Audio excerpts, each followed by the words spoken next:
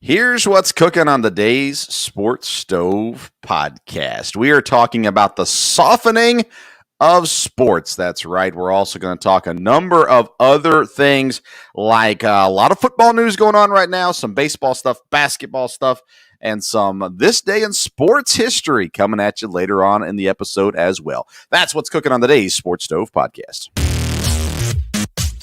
From Belly Up Sports and the Belly Up Podcast Network, you're listening to the Sports Stove Podcast with your host, Vince Stover. Welcome into a new edition of the Sports Stove Podcast, brought to you by Skull Candy and Yeti Coolers. Links are available for you in the podcast notes as well as in the YouTube video description. Welcome into another Thursday night edition of the Sports Stove Live. And I'm joined, as I am most of the time, by my dad, Dale Stover, reporting live in Ohio. Dad, how you doing? Doing good. Have a good day. It has been an interesting week in the sports world. A lot of things have come out. We're going to talk about as many of them as we can today. There's just a lot happening. COVID has ravaged the sports world again. We'll get to that in a few minutes. But before we get to that, I want to talk about an issue that has plagued society and has crept into sports and now is making a full-fledged effort to get into sports as well. And that is the softening of society and ultimately the softening of sports. We look at the news that came out, or I don't know if news is the right word for it, but the stuff that came out about the Big 12 saying that the horns down, Texas has the hook'em horns, and then their opponents have the horns down, and they said if they do the horns down to an opponent, they're going to get penalized for it. If they do it to the crowd, they probably, I believe was the word used, won't get penalized for it. And, you look at trash talking, and trash talking is still very prevalent in the sports world. We just came off a UFC 264 where Conor McGregor honestly crossed the line in the things he was saying. But you see fighters with trash talk. You see golfers trash talking right now as well. You've got basketball players, football players, baseball players. It's all happening. We're watching Major League Baseball players mocking the Astros. Aaron Judge covering up his shirt like he was holding it on like Altuve did and after his walk-off homer. And so trash talking is still prevalent. Yet now we're trying to get to the point where we're going to penalize players for doing a symbol that is non-offensive, that is not inappropriate. It's just, for lack of a better term, mean. I live in Kentucky, and Kentucky fans will do the L's down for Louisville. And so it's just something you do. It's fun. It's mocking, yes, of the other team. It is derogatory to some degree, but it's not wrong. It's not immoral. It's not crude or crass like some of the chants that we've heard in the basketball playoffs and other sporting events. It's just simply viewed as mean. And now we're going to outlaw not nice behavior by the athletes during the sports. And I got to admit, when I saw today that come across my timeline on social media, I thought, you have got to be kidding me. We are going to penalize people for taking what one team uses as a hand symbol in the hook'em horns, and the other team turns it upside down, and now all of a sudden it's the worst thing in the world, 15-yard penalty or whatever it may be. It just doesn't make sense. And we get to this point where sports now, we're softening it. We're bringing in politics. We're bringing in social issues. And I'm not anti-fixing social issues. Please don't take me wrong here. But we're bringing in all these outside things into the sport. And what it's doing is it's causing us now to not be allowed to play the sport, participate in the sport like we've always been able to. And this news just blew my mind. And I know it shouldn't in this day and age, the way everything's going, but it does.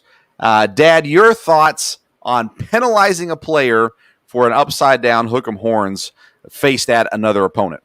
Yeah, and I agree. That doesn't make a lot of sense. I think one of the big issues, and it's been this way for several years, is especially professional sports, but I think college sports too. Everyone has forgotten the importance of the fans.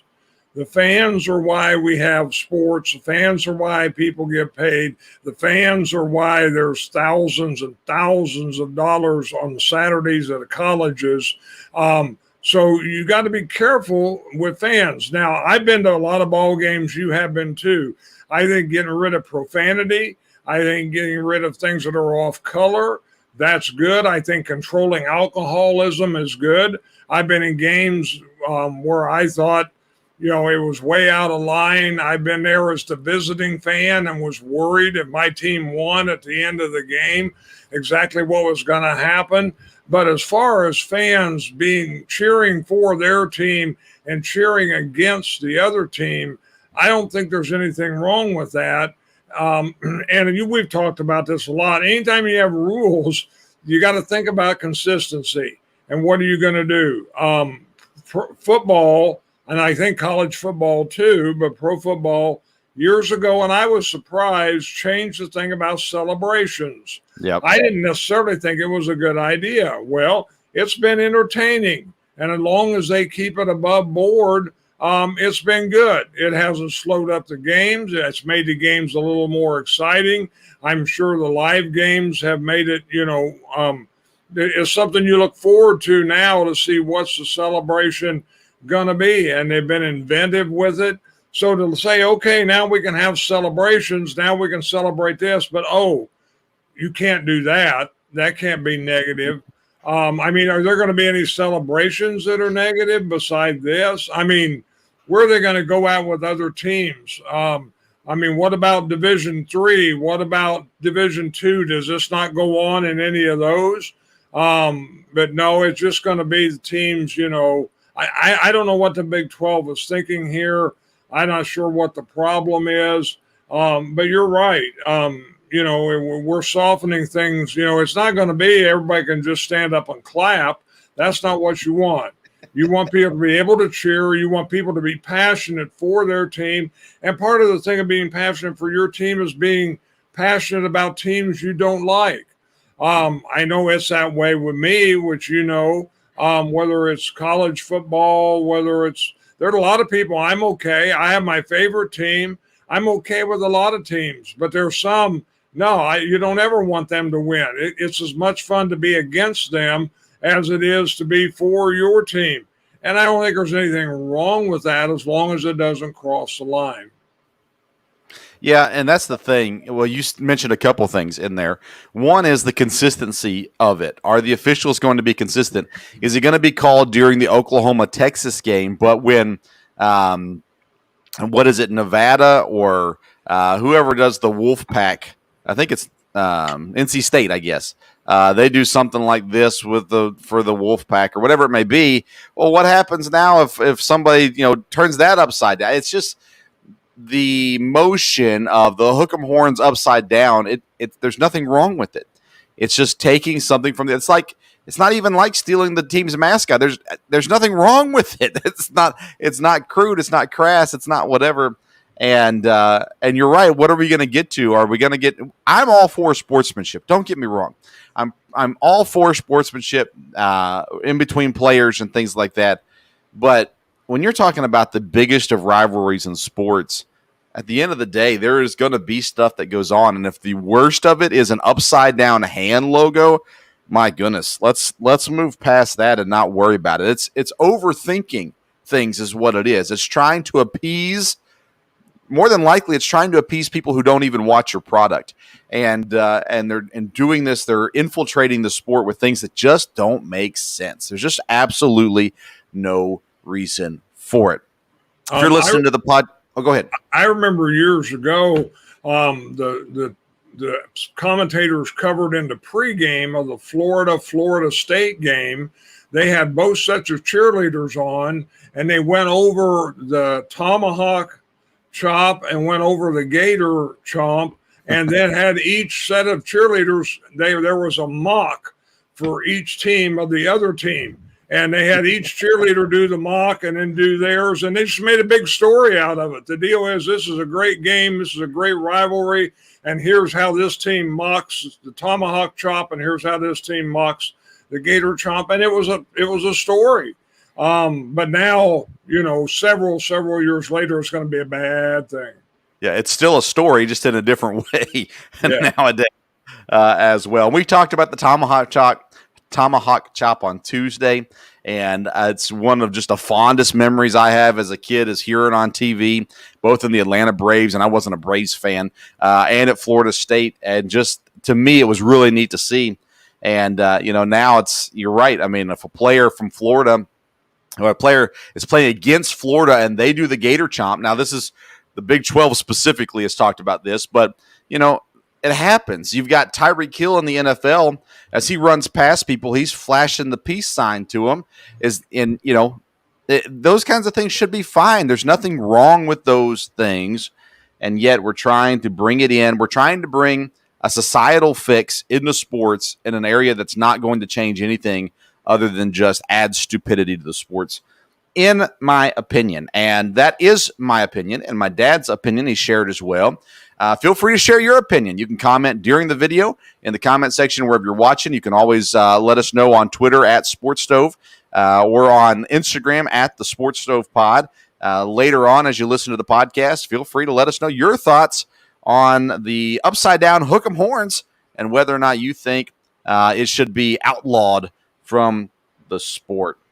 Let's stick with football, Dad, and let's talk about some things going on in the football world. I want to start with the Philadelphia Eagles and the rumors about Deshaun Watson and the possibility that if and when he gets cleared, which seems to be a matter of time, whether it is him settling with the accusers or it coming out to no major issues. Maybe he still serves a suspension, a 4-game, 6-game, 8-game suspension, but the longer you get away from it, the more it seems like not much is going to happen with that, at least legally speaking.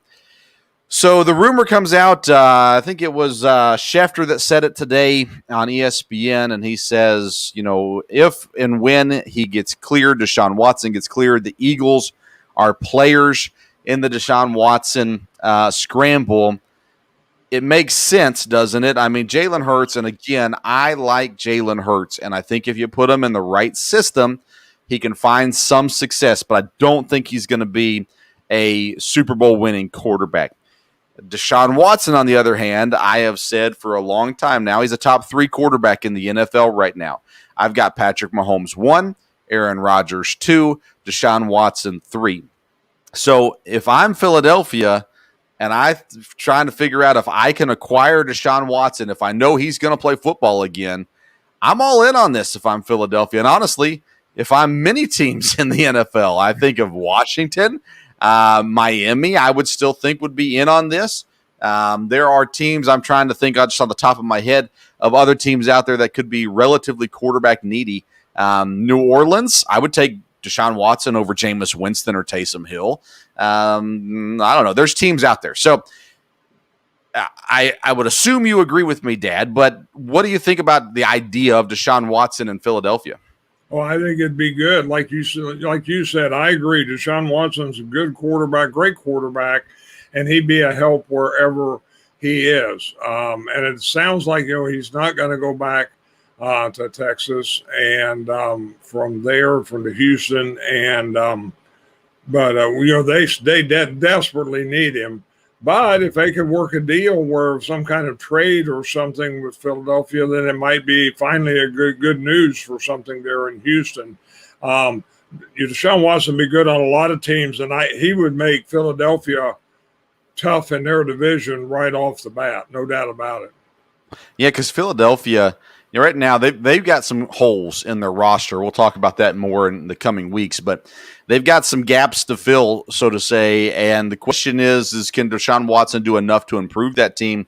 It wasn't that long ago that the Eagles were in the Super Bowl, but a lot's changed since then. A brand new coach, new offensive system, a lot of players gone that were there then as well. And we'll see. He's not going to be back in Houston, which is incredible to me.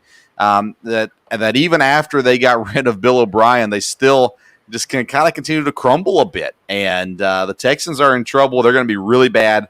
They're going to get the first pick in next year's draft. And we'll talk about them more in August when we go through our NFL preview and looking at the AFC South. Aaron Rodgers still enjoying himself, relaxing. He did say something for the first time throughout this whole since the draft that actually backed up a little bit of what I've been saying now since the day after the draft. But in talking to someone, he said, I'm going to go home and continue to work out, and we'll get this all figured out in a couple weeks. He said this after the golf match. And, well, what happens in a couple weeks, Dad? Yeah, it tends to look more and more positive. I think the issue now is how everybody's going to handle it. I've read some articles this week. What do you mean by everyone? Both Aaron Rodgers and the Packers. I think the Packers have to set this up right. I don't think you're going to, Aaron Rodgers does not want to look bad in this, even though I think he'll have. And Aaron Rodgers is great talking, so he can come on and explain this in a lot of ways. And like I said, they win a few ball games. Most everybody is going to be fine. Again, I think from there. But the idea of he's getting pressured and he's in a corner and he didn't have a choice. Now the Packers, I think, are smart enough to come off of that and make sure that's not the situation. As far as we know, both sides have been talking for a long time. So it's going to be easy to say it's just a matter of getting this hammered out. I think, if the Packers are not going to trade him, which at this point I don't think will happen and wouldn't be the time, I don't think he'll set out. I saw an interesting article this week about when someone really wants to pressure someone, it has to really get dirty. They talked about Antonio Brown. They talked about some others. And they said Aaron Rodgers has not appeared to be willing to do that. He has not wanted to go that route. And I don't think he does. Again, the question, I have is what exactly has to be ironed out. Now, I don't think he will necessarily be pressured financially. I know there would be a large fine, but again, he's in pretty good shape financially. I think it's just a matter of working out the details. And at that point, I think it's a matter of working out how to announce it and how to come back, so he can still be fine from there. I did hear in this article about an interview from Adam Schefter brought up something you and I have talked about. And I think the big problem here is Mark Murphy. We'll get into that later when Aaron Rodgers signs and is back. But and he brought that up. You don't hear about Mark Murphy, but you might ought to hear more about him. I think he has been some of the problem here without a doubt. And that's a little bit of an obstacle because he is the top guy in the organization, but the executive committee can take care of that very quickly. So from there, they haven't called me yet as a minority owner on that, but I'm sure there's been discussion. And again, I think as we've always said, the longer this goes, the better it looks. And again, I would think he'll settle something before training camp. Yes. I would think. I think when you said a few weeks ago that Jordan Love has talked to Aaron Rodgers, immediately I thought, hey, we're in good shape here. It's been a matter of timing from here on out is what it's been. At the end of the day, Rodgers was not coming to camp. He was not coming to OTAs. He was not doing those things. But when it gets to the point where he has to be there, he was going to be there, I think, the whole time. At the beginning, I wasn't sure. Now, I don't think he wanted it to be public. But once it came out, he kind of had to hold his line at that point. And the reality is he would more rather hang out in California and do his own thing than come to OTAs and things like that. So it's at this point, I think it's been resolved in-house. There's no reason to announce anything because there's nothing going on right now.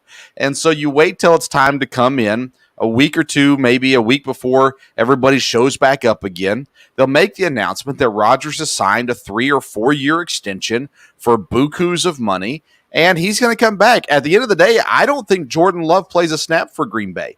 I think he eventually gets traded or plays out his contract as the backup quarterback. I think Rodgers gets the extension. I think he finishes his career in Green Bay. I think they've worked it all out. It's all taken care of. He likes Matt LaFleur. He gets along with him. He likes the coaching staff, the other offensive guys that are there. He likes the players that are there. It's not if you hear anybody report that Rodgers is upset because they haven't drafted a receiver, they don't know what they're talking about. That has nothing to do with this, because they've put players around Rodgers like Devontae Adams, like Aaron Jones, like Robert Tonyan. Just because the world doesn't know Robert Tonyan or Marquez Scantling or Alan Lazard doesn't mean that Rodgers doesn't like them. He does like them. He likes what he has. Not to say that he wouldn't have been happy to have someone else like Antonio Brown or somebody like that come in, sure. But that's not what any of this has been about. And Rodgers will be back. I've told you that since the day after the draft. He'll be back, and I believe that he's signing an extension and will finish his career in Green Bay as well. And I think it all comes to a head here pretty soon now as they come up to the point where it's time to report. And, Dad, you remember the Brett Favre saga from back in the years. The main reason why Favre was going back and forth on retirement is because he didn't want to come to OTAs and the training camps and all those things. He didn't want to do any of that. And he honestly didn't need to. And Rodgers, I think, is starting to get to that point. It's not that he's not putting in the work. He's doing the work, but he wants to do it his own way. And he can do it in California with his people. And then he can come in time for the mandatory things to be there and go through. So I think it all works itself out. I agree with you. Mark Murphy is the biggest issue in all of this. And that goes back years. Back in the day when Mike McCarthy was in Green Bay, Mark Murphy never talked to the press. It was always Mike McCarthy. And McCarthy wasn't the GM. McCarthy wasn't, he was the coach. That's what he was. Yet he was still answering the questions that Ted Thompson and Mark Murphy should have been answering, and it just wasn't the case. And they kind of threw him under the bus on those areas a lot as well. So that's what's going to happen. You heard it here first. We've been telling you for a long time now. Rodgers will be the starting quarterback in Green Bay week 1, and I still firmly believe he signs an extension and is with the Packers long-term as well. We are hoping to break that news to you. We've reached out to Aaron Rodgers and his people, and they've not responded yet. And Dad's putting in his phone calls as the owner of the Green Bay Packers, and still not great communication there either, but we're working on it. How about Richard Sherman? What a crazy situation. A lot has transpired since the news originally broke about Richard Sherman being arrested. There was, it was immediately put out as a burglary and domestic violence situation. It ends up he was at his in-laws' house, I believe, is the way I understand it. Since all of it's gone down, Sherman has been released from custody, but he had to promise to appear in future court hearings, including one tomorrow afternoon, Friday afternoon. They have also ordered him to not drink alcohol or do drugs, and he's not allowed to have contact with his father-in-law, and that's all part of the conditions as well as other conditions as well. No bail was set. The prosecutors requested $10,000 bail be set.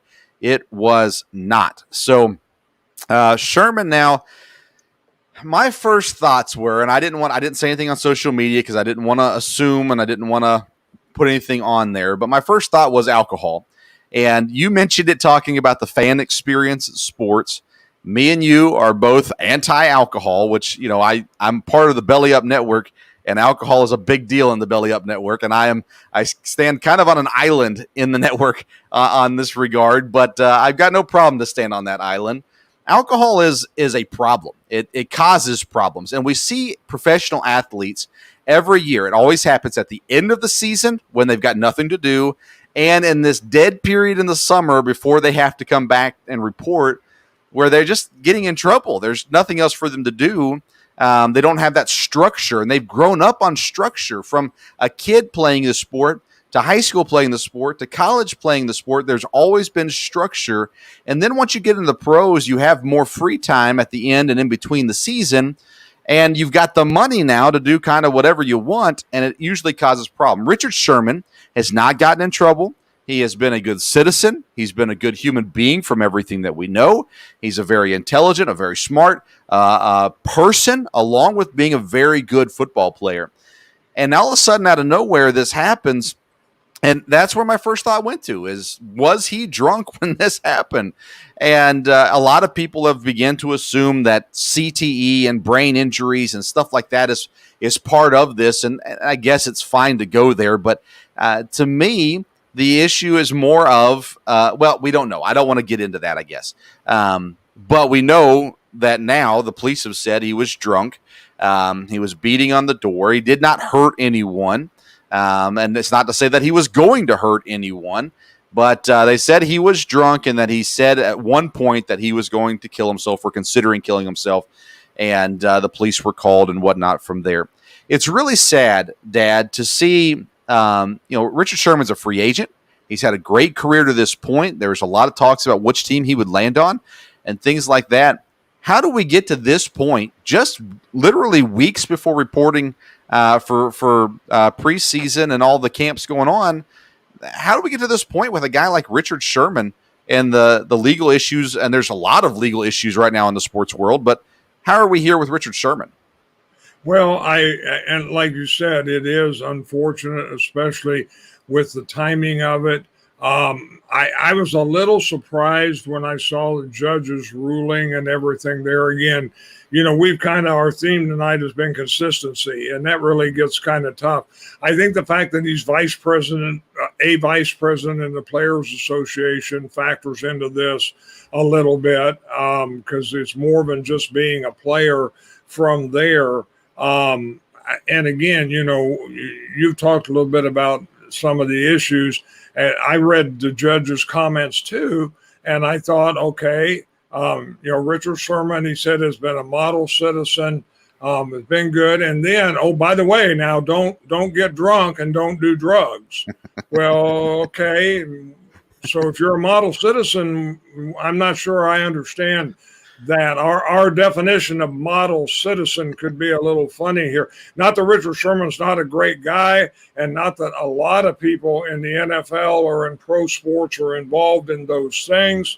But I think it's a lesson that you get involved in those things. Then look what situation you can get yourself into. And I think that should be the warning he should give people. And if they come out of this with him being okay, that's the warning it should be, is, hey, he's a good guy and this was out of character, but here's the reason it was out of character. Be careful. Yeah, that's a great point. And not that we're lecturing all of our listeners that on this, but for what it's worth, we believe that. We believe that alcohol causes problems. You look at the stats in domestic violence situations. You look at the stats in car accidents. You look at the stats in all these things that happen. Alcohol plays a major role in those. And it is interesting that he mentioned drugs too. And, model citizen basically means, especially from a pro athlete, that he hasn't been arrested before. He's not been in trouble with the law. And listen, Richard Sherman's done a lot of good stuff for communities. He's very active. This is not a bash on Richard Sherman, but the reason why he was given the stipulation, no alcohol and no drugs, is because it played a factor in the events that led him to being in the prison. And so he is released. I don't have a problem with that. He didn't hurt anybody. And if he was drunk at the time, you got to think if he's sober now and his past has not been an issue before, then it makes sense. Yeah, release him and then be able to work everything out from there.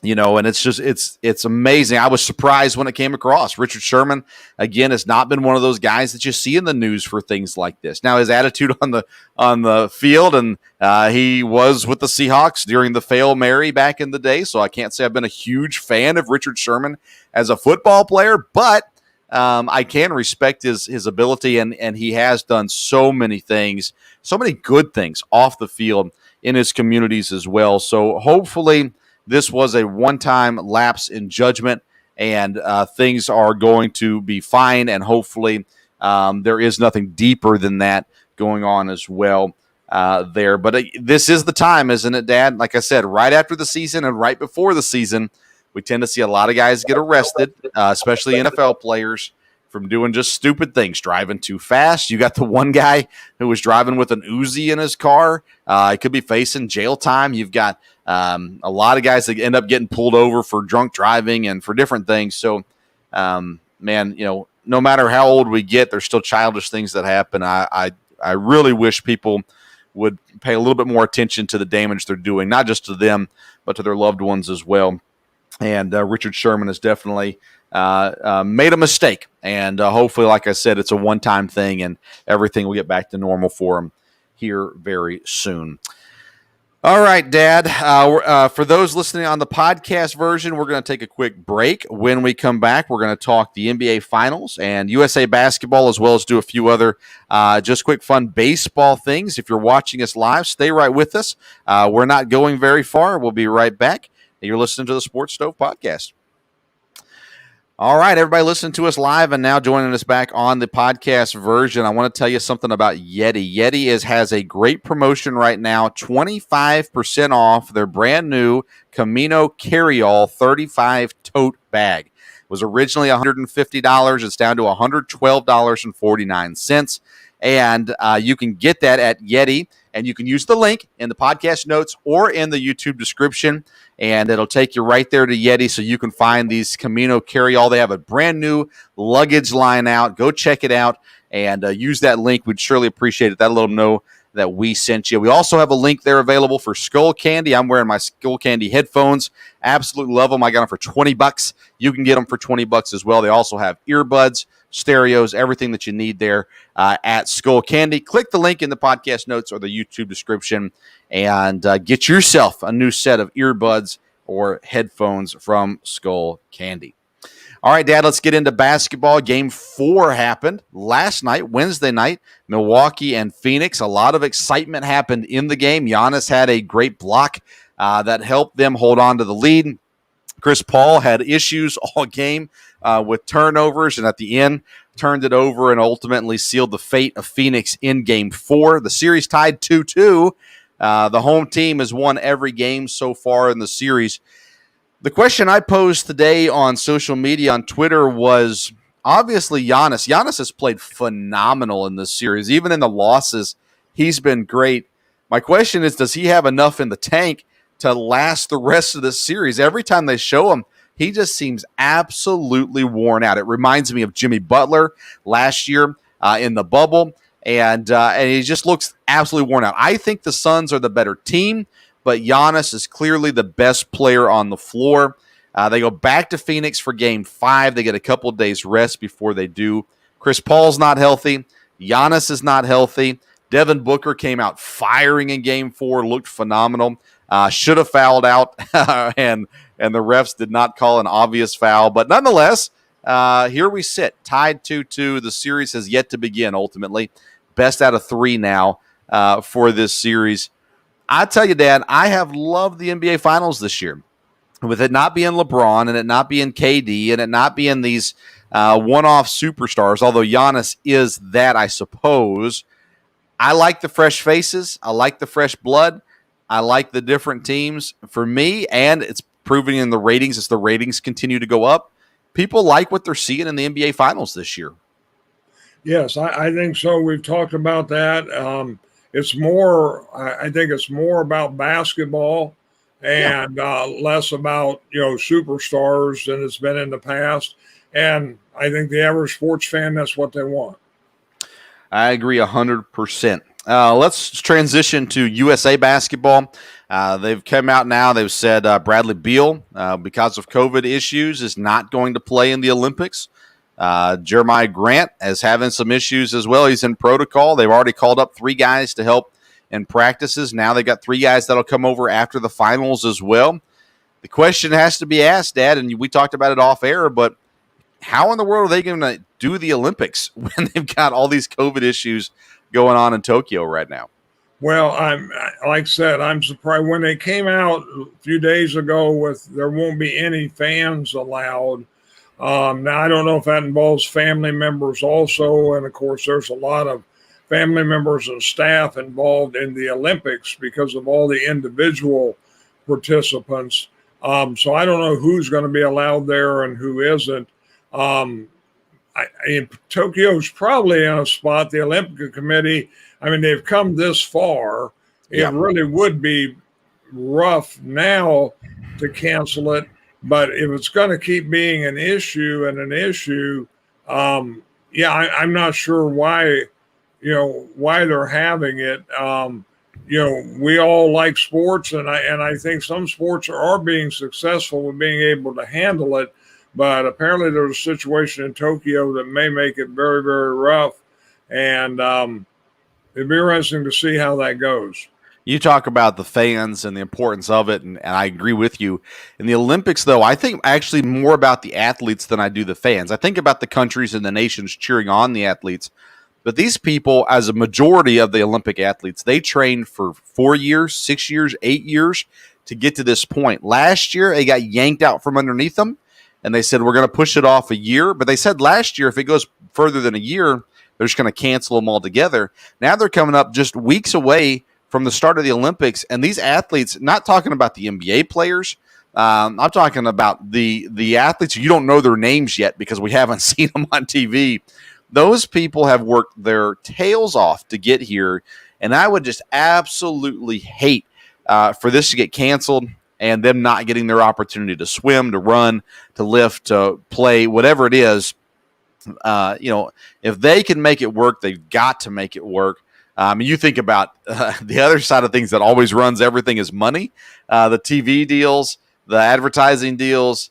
I mean, my goodness, how in the world can you not do it? So it'll be interesting to see, though, because we're seeing COVID pop up in baseball. We're seeing it pop up in basketball. We're seeing it pop up in the Olympics. It's an issue still, and it's interesting nonetheless. All right, I want to close out the episode, Dad. I looked up some this day in sports facts, and I settled on some baseball facts. I want to get some thoughts with you here. I got 2 no-hitter stats. This date in 1876 was baseball's first official no-hitter. George Bradley of the St. Louis Brown Stockings no-hit the Hartford Dark Blues 2-0.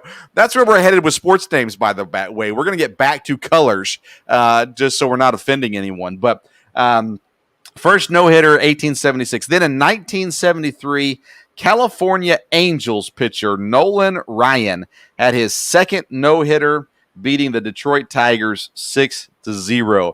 My question for you, Dad, is, are you entertained by no-hitters, or do you find them boring? I think it's interesting. I think it's still in. We're going to kick him out. He'll be back in just a second to answer that question. Again, I want to remind you that we are brought to you by Yeti Coolers and Skull Candy. Click the links in the comment section, in the podcast notes, in the YouTube video description to visit Yeti Coolers and also Skull Candy. We sure appreciate them partnering with us and helping us out in the podcast. We also want to encourage you to go to bellyupsports.com.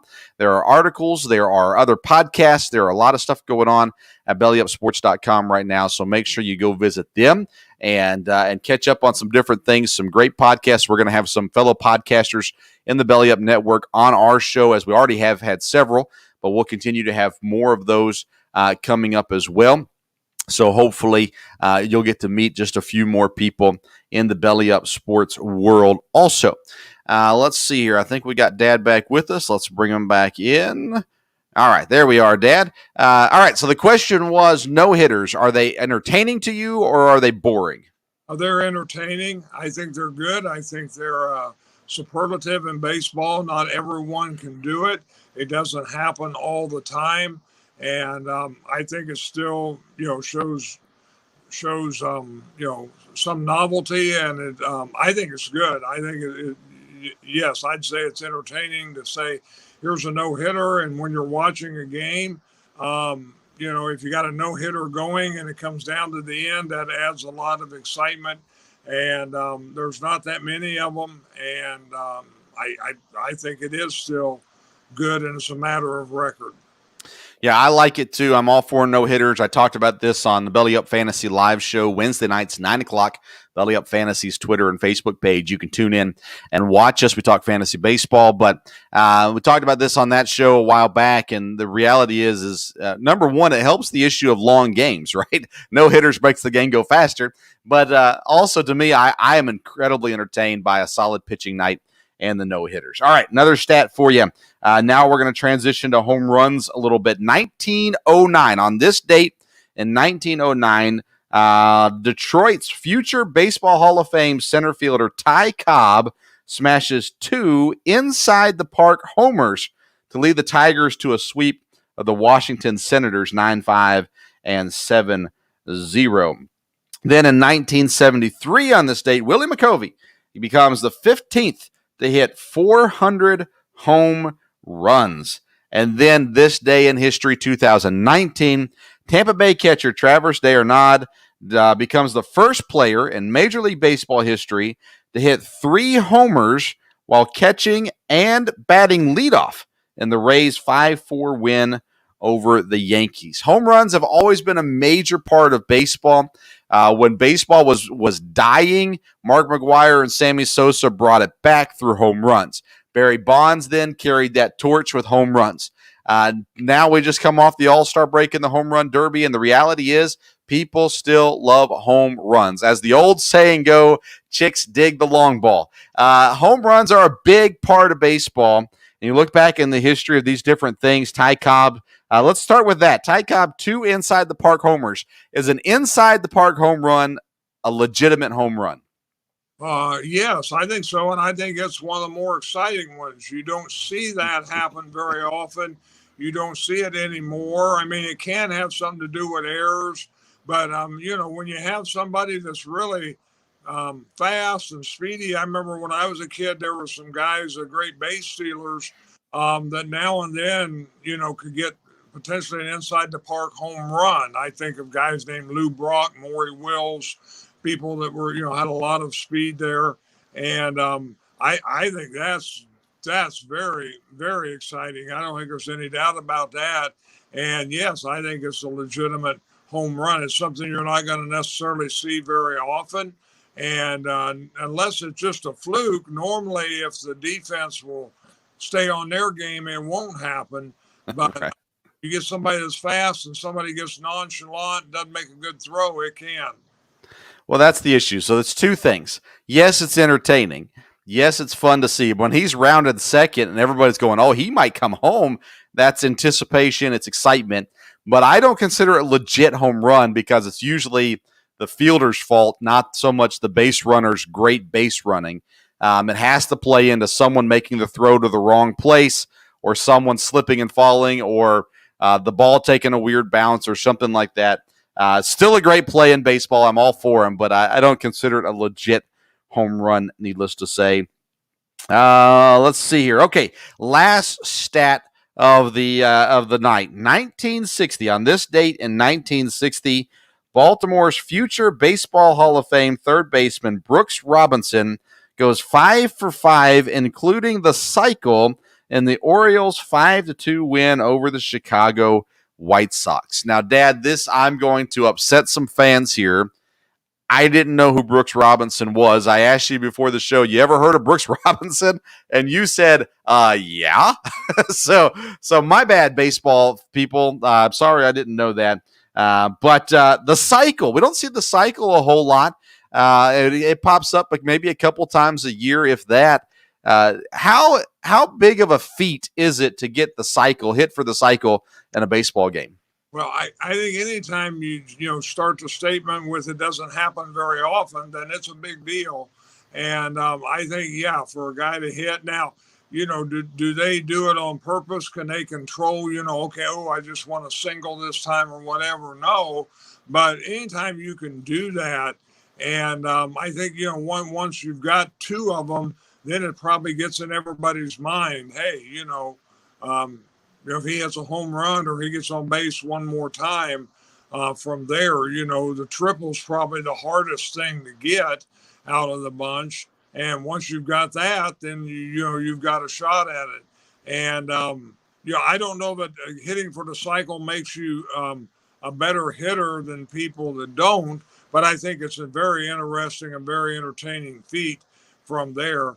And yeah, Brooks Robinson, when I grew up, he was the best third baseman. There was no doubt about it when you talked about all-star games every year, and you talked about, his team, that's who you thought of Baltimore Orioles. It was Brooks Robinson. So. You mentioned it, that triple. Once you get that triple, now it's in sight because a home run can happen on any at-bat. You can stretch a double a little bit easier than some things. Single, obviously, is relatively easy. So, yeah, that's where it gets exciting. You get that triple, especially if you get it early in the game. Now your sights are set on it there as well. Baseball about to kick up the second half of the season. We'll continue to talk about that as the shows go on. But we are transitioning a lot of our content to football. And starting next week, we will do our college football preview. And on Tuesday, in our episode Tuesday, we're covering the Big Ten, the second best football conference out there behind the SEC. We are going to have Tom Allen, head football coach of the Indiana Hoosiers, an interview with him. That'll be aired for you on Tuesday night, live right here. Tom Allen won't be live. We're recording it with Tom Allen, but we will present it live to you at 8 o'clock on Tuesday evening. And along with the interview with Tom Allen, we will have the Big Ten football preview.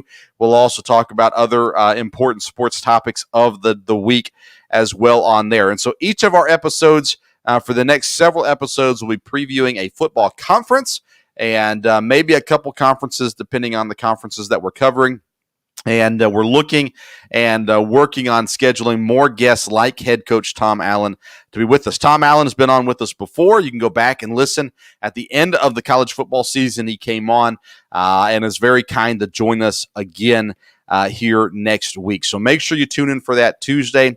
If you don't catch it live, you can always catch it in the podcast version. So make sure you subscribe to the podcast, subscribe to the YouTube channel, and then also if you've enjoyed the program, make sure you rate and review and share for all your friends to find out as well. Dad, we are close to football season. As a matter of fact, I have the opportunity to be the color analyst for high school football here in our area. And I got a phone call today from the radio station talking about the schedule, and we kick off next month for that. So we are this close to football, and Tom Allen will be a great guest to kick us off for our college football preview there. We reached out to Aaron Rodgers, no response, but when we get him, we'll bring him to you with the breaking news about his contract extension that he's working on as well. Dabo Sweeney, by the way, politely declined an interview with the podcast, but we still like Dabo. You may not like him. We like him. I like him at least. Dabo Sweeney. So maybe someday Dabo will come on and join us as well. By the way, for what it's worth, Dabo, a lot nicer than Alabama. Very, very rude Alabama people. But anyways, that being said, tune in next Tuesday, 8 o'clock, live here on YouTube, Facebook, and Twitter, or catch the podcast version as well. Make sure you click the links for Skull Candy and Yeti. Dad, any closing remarks? No, like I said, football's coming up. I was reminded of that too. In my job, I drive around a lot, and I saw a lot of high school teams out practicing in their summer practice in the heat, which is something they still do. And I thought, wow, football is coming up here. I saw the helmets and the guys running, and I thought, yeah, it won't be long. It's here. By the way, happy birthday, Dad. Tomorrow is your birthday. I was planning on just calling you and telling you tomorrow, but I'll do that too. But happy birthday to Dad as well as my son. I'm a dad of a teenager starting tomorrow, 13 years old for my son, oldest son. So happy birthday to both of you as well. All right, everybody. Thank you so much for tuning in. And we'll see you on Tuesday with Indiana Hoosiers head football coach Tom Allen. Until then, we'll see you around the sports stove.